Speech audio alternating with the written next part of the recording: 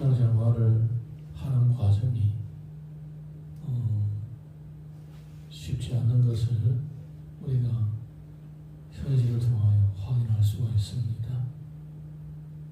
그래서 성경에서도 우리가 읽어보게 되면, 성경을 보게 되면 우리 성도들이 이 세상에서 살아가는 것은 시련이 있다고 했습니다. 시련이라는 것은 시험과 연단이 되겠죠. 어려움이 있다는 거예요. 쉽지 않다 그 말입니다. 우리 흔히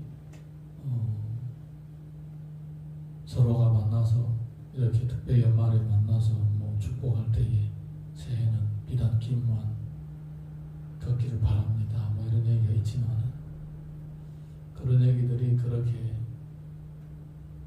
너무너무나도 반가운 이유는 사실 우리 삶 가운데 비단길이 앞에 놓여 있는 것이 아니라 항상 가시밭길이 있는 거예요.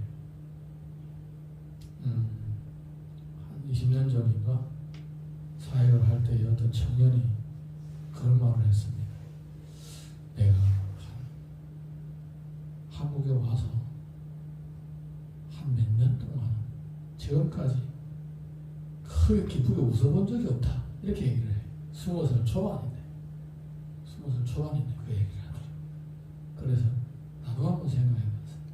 나는 정말 기쁘게 크게 웃어본 적이 있나. 그 당시에 개그맨이 유행됐습니다.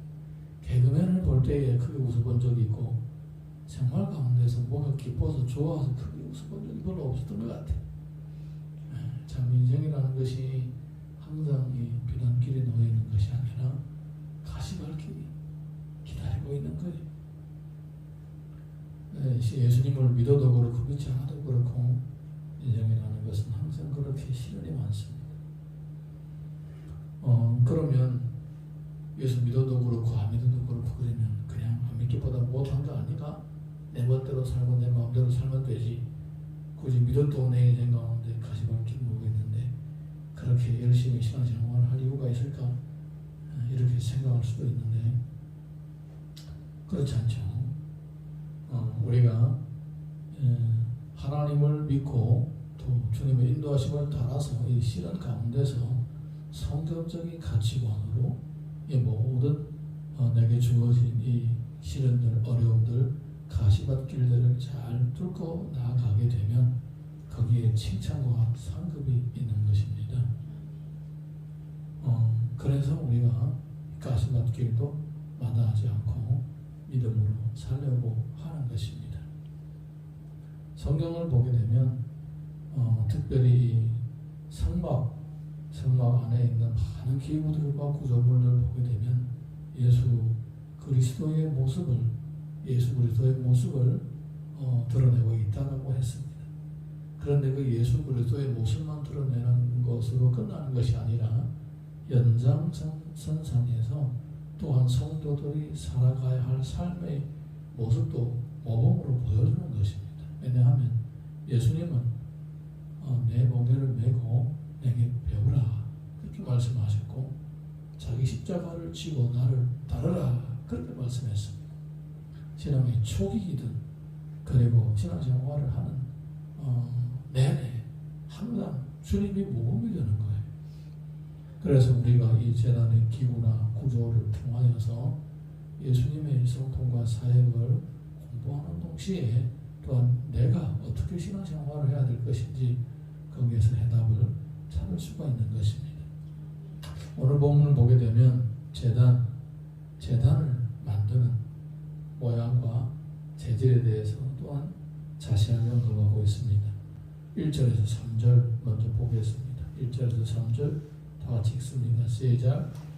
너는 조각목으로 길이가 5규빗, 너비가 5규빗의 재단을 만들되 네모가 반듯하게 하며 높이는 3규빗으로 하고 그 모퉁이 위에 뿔을 만들되 그 뿔이 그것에 이어지게 하고 그 재단을 놋으로 삼고. 어떻게 만드느냐?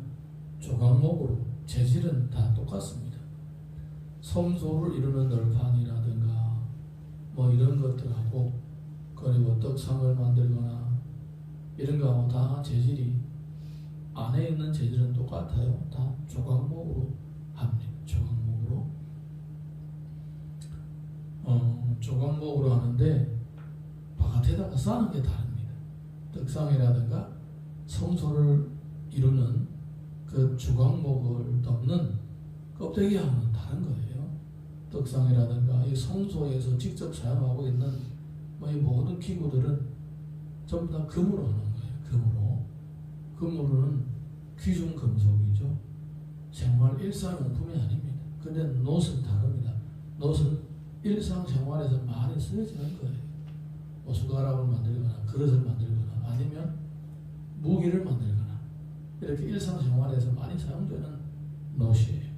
그릇이 뭐 무기 이런 데 쓰는 금속입니다. 재질이 다른 거예요. 재단이 5규빗 네모 반듯하고 높이는 3규빗 1m 반 정도. 이 정도 높이 우리 허리 높이 정도 이렇게 좀 더 높겠구나. 이 정도 되겠구나. 가슴 쪽에 오겠구나. 이 정도 높이 재단이 있는 거예요. 그리고 5규빗 2m 반 이거 절반 되겠죠. 이만큼 큰 이런 재단입니다. 한 나라 한 민족 전체가 사용하고 있는 재단으로서 사실 그렇게 큰 건 아니죠. 요렇게 절반 반대하고 높이는 1m 반 정도 이 정도니까 놋으로 조각목으로 만들고 놋으로 산다는 겁니다. 왜 놋으로 살까? 이거는 예수님도 그러셨고 예수님을 믿는 성도도 그렇고 어떤 갇혀져 있는 공간이 아니라 세상 속에서 살고 있다는 겁니다. 세상 속에서. 놋은 밥을 먹을 때라든가 생활용품이라든가 전쟁할 때 쓰는 무기라든가 이 만드는 재료로 사용한다고 했습니다. 그러니까 우리 성도들의 일상생활 가운데서 이 하나님 앞에 하나님 받으시기에 합당한 그런 재물처럼 그렇게 살아가는 의미가 있는 거예요. 예수님의 자신이 그렇게 사셨죠. 재물로서 사셨습니다. 그냥 혼자 외딴데서 조용한 하나님과 동행하는 시간만 가지는 것이 아니라 사실 예수님은 대부분 시간은 세상에서 어둠의 영들과 싸우고 귀신을 쫓아내고 병자들을 치료하고 자기를 반대하는 사람들을 대응하고 이렇게 사셨어요. 세상 가운데서 사신 거예요. 마치 이 놋이라는 이 재질이 생활 일상생활 가운데서 쓰여지는 것처럼 그 가운데서 예수님이 친히 제물이 되셨습니다.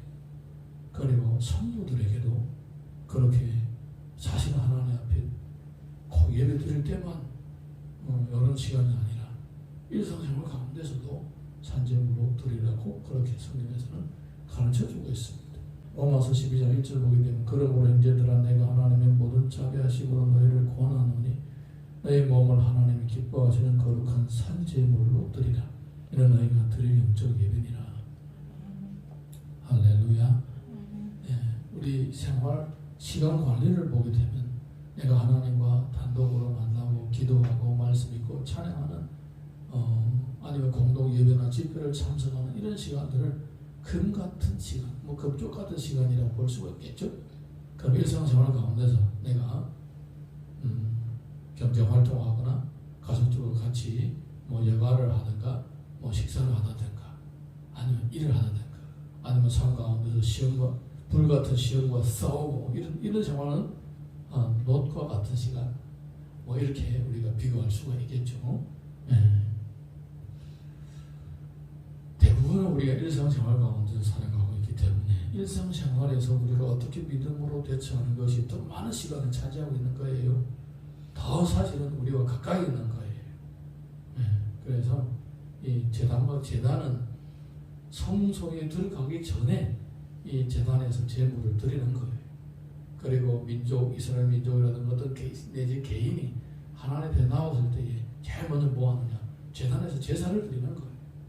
여기서부터 사실은 하나님과의 교제와 동행이 시작이 되는 것이고 여기서부터 예배가 시작이 되는 거예요. 그래서 이 놋재단에서 제사를 드리는 것이 아주 중요한 시작인 거예요. 우리 하루 일과를 시작하면서 우리가 예배 새벽 기도회를 드리거나 뭐 새벽에 큐티를 하고 하루 일과를 시작할 때에 사실은 그때에 노제단을 놓고 제사를 드리는 그 이스라엘 백성들처럼 이렇게 일상생활이 시작이 되는 거예요. 사실. 자, 우리 3절에서 5절 보겠습니다. 3절에서 5절 시작.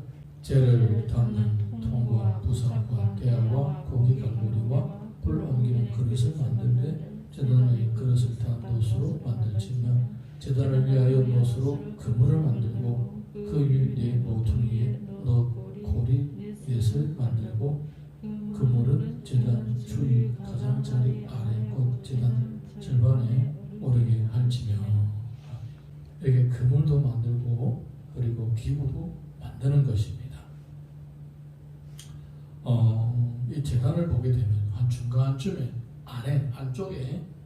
안쪽에 보게 되면 이 그릴이 있어요. 그릴이 뭐냐면 나무를 올려놓고 거기다가 뭐 이렇게 재물을 올려놓고 불 답니다. 그러면 나중에 뭐가 생기느냐? 뼈 조각이 남고 그리고 재 같은 것이 남습니다. 그리고 그걸 싹 긁어다가 밭에다가 버립니다. 네.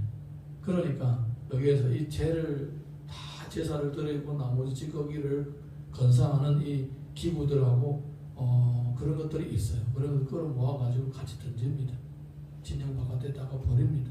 뭐 이런 것들이 전부 다 뭘 의미하는 것이냐? 우리가 하나님 앞에 드려지고 거기에서 사실은 어떤 부분은 하나님이 받으시고 어떤 부분은 이 죄와 같은 타져서 없어져야 될 것들이 되는 거예요.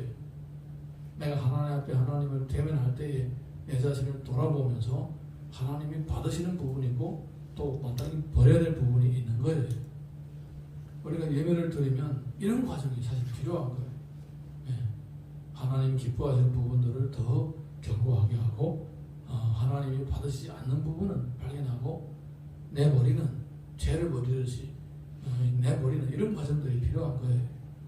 이게 바로 예배라는 거예요. 예배는 뿐만 아니라 일상생활 가운데서도 우리가 실현 가운데서도 이런 것들을 발견하게 될 때에 항상 이렇게 가려내서 버릴 것은 버리고 또 하나님 기뻐하시는 것은 계속 다듬어 가는 것을 우리가 해야 된다는 것입니다.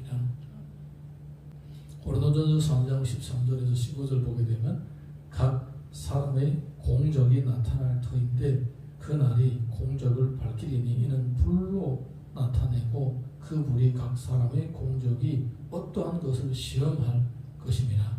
만일 누구든지 그 위에 세운 공적이 그대로 있으면 상을 받고 누구든지 그 공적이 불타면 해를 받으리니 그러나 자신은 구원을 받되 불 가운데서 받은 것 같으리라. 우리가 일상생활 가운데서 믿음의 삶을 살 때에 시련을 통하여서 어려움을 통하여서 금 같은 믿음이 연단받게 되는 거예요. 그 외의 것들은 내 안에 있는 이 세속적인 것들, 악한 것들은 어떻게 되느냐? 다 타진다는 겁니다. 근데 어떤 경우가 있느냐? 다 타서 하나님이 받으실 만한 것이 없는 경우도 있다라는 거예요. 마치 불 가운데서 막 달아나오다 보니까 그냥 자다가 불부터가 달아나오면 속옷바람에 막 달아나오는 것처럼 부끄러운 모습으로 하나님 앞에 설 수도 있다라는 거예요. 예.